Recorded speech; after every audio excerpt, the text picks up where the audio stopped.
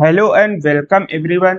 यार आज के वीडियो में हम डिस्कस करने जा रहे हैं इलाइट्स के बारे में। और ये टॉपिक यार रिएक्शन इंटरमीडिएट का सबसे लास्ट टॉपिक है। और इसके बाद यार हम सबसे इम्पोर्टेंट टॉपिक डिस्कस करेंगे ऑर्गेनिक केमिस्ट्री का, जो कि रिएक्शन मैकेनिज्म। यार मेरा फेवरेट टॉपिक है रिएक्शन मैकेनिज्म। और मैं इसको पूरा डिटेल में बताऊंगा, बहुत सारे एग्जांपल्स के साथ बताऊंगा। तो यार आज हम बात कर लेते हैं इलाइट के बारे में, फिर अगले लेक्चर से हम रिएक्शन मैकेनिज्म में शिफ्ट हो जाएंगे। हम लोग इलाइट में फास्फोरस इलाइट को पढ़ेंगे, क्योंकि जेई के सिलेबस में फास्फोरस इलाइट ही काफी है। तो हम फास्फोरस इलाइट की काफी सारी रिएक्शन देखेंगे और इसका फॉर्मेशन कैसे होता है उसके बारे में देखेंगे। तो देखिए, पहले फॉर्मेशन का बात कर लेते हैं, और फॉर्मेशन में ही आपको हम बता देंगे कि इसका स्ट्रक्चर कैसा होता है और कैसे इसका स्ट्रक्चर फॉर्म होता है। तो मान लीजिए कि आपके पास कोई एक हैलाइड दे रखा है, जिसे मान लिया ब्रोमियम है, और उसके पास एक हाइड्रोजन एटम है, और उसकी रिएक्शन हम लोग कराएंगे PPH3 के साथ।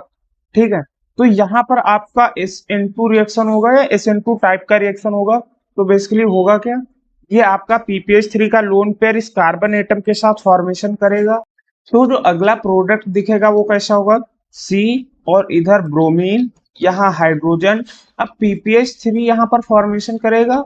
PPH3 ने अपने इलेक्ट्रॉन कार्बन को दिए, यानी इसके पास क्या रहेगा, पॉजिटिव चार्ज, और कार्बन को मिले यानी इसके पास क्या रहेगा, निगेटिव चार्ज। अब निगेटिव चार्ज हमेशा मोर इलेक्ट्रोनेगेटिव एटम के पास रहना चाहेगा, यानी ये किसके पास चला जाएगा, ब्रोमीन के पास। पहली बार फॉर्मेशन हुआ, अगली बार क्या हो रहा है, ये वाला बॉन्ड ब्रेक, यानी PPH3 यहाँ पर पॉजिटिव चार्ज और यहाँ पर हाइड्रोजन। अब अगर हम कोई यहाँ पर एसिड बेस रिएक्शन करा देंगे तब हमें इलाइट का फॉर्मेशन हो जाएगा। यानी कि मान लीजिए हमने किसी एल्काइल लिथियम के साथ रिएक्शन करा दी। ठीक है, तो मान लीजिए हमने ब्यूटाइल और लिथियम ले लिया, तो इसके बीच का जब बॉन्ड ब्रेक होगा Li प्लस में जाएगा, ब्यूटाइल निगेटिव में जाएगा।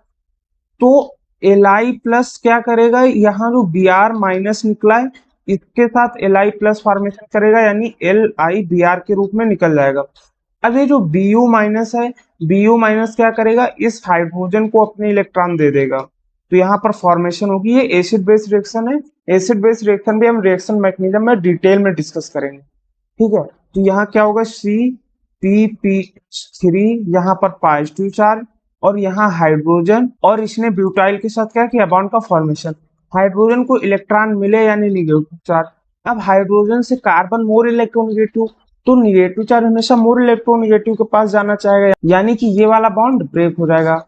मतलब कि CPPH3 यहाँ पर पॉजिटिव चार्ज और उसके बाद यहाँ निगेटिव चार्ज। अब अगर इसको अच्छे से रीअरेंज करें तो C एंड PPH3 यहाँ पर निगेटिव और इस पर पॉजिटिव। इसी को हम क्या बोलते हैं, इलाइट। बस यही हमारा इलाइट है, यानी लास्ट इंटरमीडिएट है।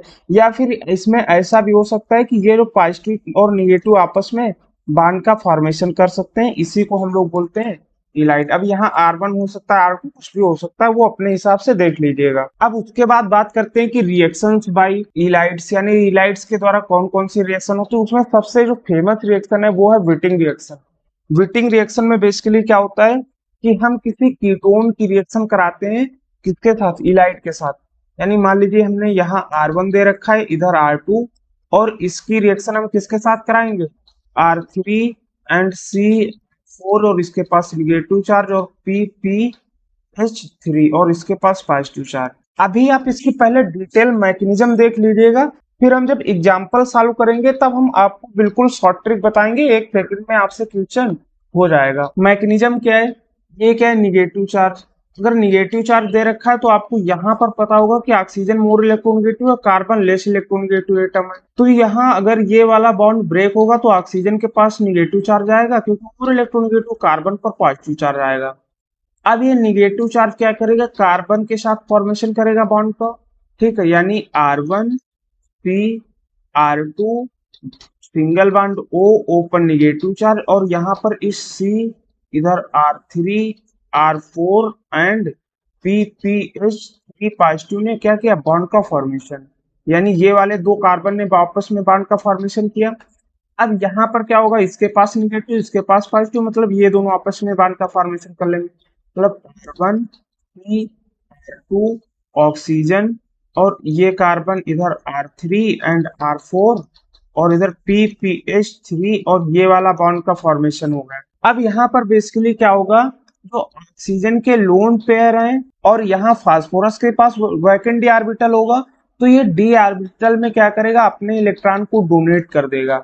अगर डोनेट करेगा तो पहली बार बॉन्ड का फॉर्मेशन होगा, अगली बार फिर से ये इलेक्ट्रॉन इसके पास आ जाएंगे तो ये वाला बॉन्ड ब्रेक हो जाएगा, फिर से अगली बार बॉन्ड का फॉर्मेशन होगा यानी ये वाला, फिर अगली बार ये वाला बॉन्ड ब्रेक हो जाएगा। यानी कि ध्यान से देखिएगा, अगर इस O से शुरुआत करें, O P के बीच एक पहले से बॉन्ड था, दूसरा फॉर्मेशन हुआ यानी डबल बॉन्ड PPH3, ये वाला बॉन्ड ब्रेक हो गया यानी इस वाले इतने का काम खत्म हो गया।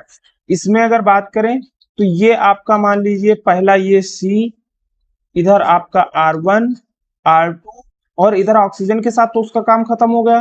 फिर C के बीच एक सिंगल बॉन्ड था, फिर एक और बॉन्ड आया, फिर ये वाला C यानी 3 एंड 4, और इसके साथ ये वाला बॉन्ड ऑलरेडी ब्रेक हो चुका है। यानी आपके पास एक एल्कीन बनेगा और एक ये कंपाउंड बनेगा। तो इसी को हम लोग क्या बोलते हैं, विटिंग रिएक्शन। अब इसको शॉर्ट ट्रिक में कैसे डिस्कस करेंगे उसकी बात करते हैं।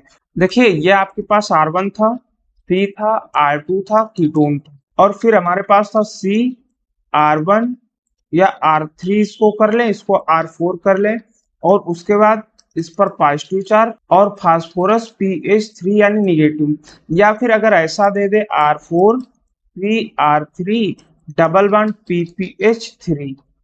अब इसकी रिएक्शन अगर हमें करानी है तो आप सिंपल याद रखिएगा कि आपको ये इतना कंपाउंड लेना है, यानी इस C का डबल बॉन्ड और ये वाला C, बस इतना आपको लेना है, यानी एल्कीन बनाना है। सिर्फ कार्बन कार्बन एटम के बीच डबल बॉन्ड लगा देना है, यानी R1 C R2 double bond C R4 and R3।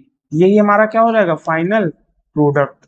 अब एग्जाम्पल, जैसे ये एग्जाम्पल आपको दे रखा है, ठीक, और इधर मान लीजिए 5 मेंबर रिंग है और इस पर पॉजिटिव चार्ज है और इधर PPH3 इस पर निगेटिव। अब इसका अगर प्रोडक्ट बनाएंगे तो हम क्या करेंगे, सिर्फ हम पहले कार्बन एटम को लेंगे ये वाला, और इस कार्बन एटम को लेंगे, यानी ये वाला जो कार्बन एटम PPH3 के साथ जुड़ा है और इधर जो कार्बन एटम ऑक्सीजन के साथ जुड़ा है, इन दोनों कार्बन एटम को हम एल्कीन के थ्रू ज्वाइंट कर देंगे। बस यही हमारा क्या हो जाएगा, फाइनल प्रोडक्ट। तो यार अगर वीडियो आपको अच्छा लगा तो यार चैनल को सब्सक्राइब और वीडियो को लाइक जरूर कीजिएगा। Thank you.